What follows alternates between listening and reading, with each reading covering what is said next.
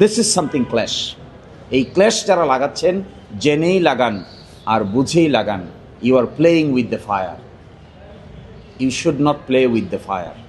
ফায়ারের সঙ্গে খেলতে গেলে কি হয়, এটা অতীত অভিজ্ঞতা থেকে আপনারাও শিক্ষা নেবেন, আমরা সকলেই শিক্ষা নেব। বিচার বিভাগ এবং পার্লামেন্টের মধ্যে একটা ভিজিবল ক্ল্যাশ তৈরি হচ্ছে। এর মাধ্যমে বিচার বিভাগ এবং সরকারের মধ্যে একটা ইন্টারনাল এবং এক্সটার্নাল ভিজিবল টেনশন শুরু হচ্ছে এবং সরকার এই টেনশনটাকে উস্কানি দিচ্ছেন, which is not right for a state. এই সমস্ত ঘটনা অতীতে ইন্ডিয়াতে করার চেষ্টা করা হয়েছে, একইভাবে বিচার বিভাগকে অ্যাসল্ট করার চেষ্টা করা হয়েছে, কিন্তু ফাইনালি বিচার বিভাগের সঙ্গে ইন্ডিয়ান সরকারও টিকতে পারেনি।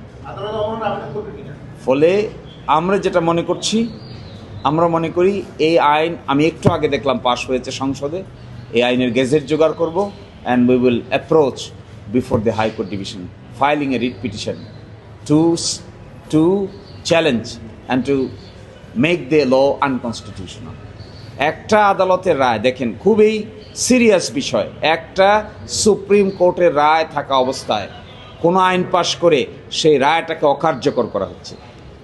This is something clash. এই ক্ল্যাশ যারা লাগাচ্ছেন, জেনেই লাগান আর বুঝেই লাগান, you are playing with the fire. You should not play with the fire.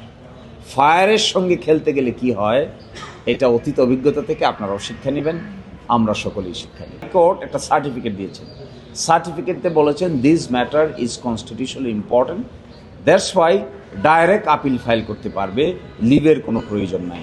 এটা as per article 103 of the constitution. This is one proceeding. আপনি আপিল ফাইল করার আগেই সচিবালয়ের আইন যে বিলুপ্ত করে দিলেন, আপনার আপিল কি অ্যালাউ হয়েছে? Did you obtain any order from the Supreme Court? You did not. Did the government obtain? Did their appeal been allowed by the appellate division? কিন্তু যে কাজটা করছেন, as if তারা আপিলে হাইকোর্টের রায় উল্টে গেছে, উল্টানোর ফলশ্রুতিতে যা হওয়ার কথা ছিল তা আপিল ফাইল না করে ফেলছে। এটার নাম শক্তি। শক্তি বিচার বিভাগের সঙ্গে এইভাবে দেখাতে হয় না। না, আপনি যে অধ্যাদেশটি বাতিল করে রহিতকরণ বিল পাস হচ্ছে, এই রহিতকরণ বিলটি একটা সেপারেট ল। এই সেপারেট লটা আমরা চ্যালেঞ্জ করব before the high court division in a separate writ petition. কিন্তু প্রাসঙ্গিকভাবে সুপ্রিম কোর্টে যখন শুনানি হবে, this facts will be presented before the supreme court because this is relevant, প্রাসঙ্গিক আলোচনা। কিন্তু তারপরেও squarely covering by the jurisdiction, যেহেতু this is a separate law has to be adjudicated by the high court division separately, but in conjunction with the earlier judgment. আর সবচেয়ে dangerous, এটা আপনাদের মাধ্যমে আমি এই কথাটা বলতে চাই, সবচেয়ে ডেঞ্জারাস, একটা রায় এবং ডাইরেকশন হাইকোর্ট দেওয়ার পর এই আইনটাকে সেভ না করে পার্লামেন্টের যে 2/3 মেজরিটির জুড়ে আপনি ওই রায়ের কার্যকারিতা নষ্ট করে দিচ্ছেন। একটা বিচার বিভাগের সচিবালয় ফাংশন করছে, উদ্বোধন হয়েছে, এটাকে আপনি ননেস্ট করে দিচ্ছেন, এজ ইফ যেটা কিছুই হয় নাই। এই ডাইরেকশনটাকে অ্যাক্টেড আপন করে একটা কর্মকাণ্ড পরিচালনা করা হয়েছে, আপনি সেটাকে নাই করে দিচ্ছেন। তার মানে কি, আলটিমেটলি আপনি হাইকোর্ট ডিভিশনের রায়টাকে নাই করে দিচ্ছেন।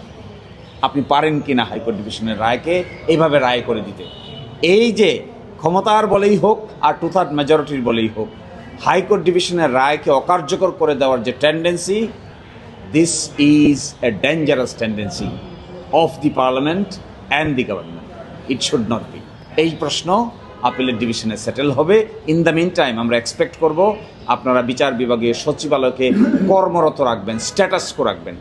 আপনি যদি কোনো জায়গা থেকে স্টে অর্জন করে না পান আর একটা কর্ম চলমান থাকে, এটা এস্টাবলিশ প্রিন্সিপাল, কর্ম চলমান থাকলে স্ট্যাটাস কো থাকবে। কর্ম চলমান থাকলে আপনি স্ট্যাটাস কোটাই মেনটেন করছেন না, স্ট্যাটাস কোটাকে ডেস্ট্রয় করছেন। আবার আপনি আপিলেও অ্যালাউ হয় নাই, তাহলে স্ট্যাটাস কো ডেস্ট্রয় করছেন কিসের বলে, কোন কার্যের বলে? These are the question to be settled by the appellate division.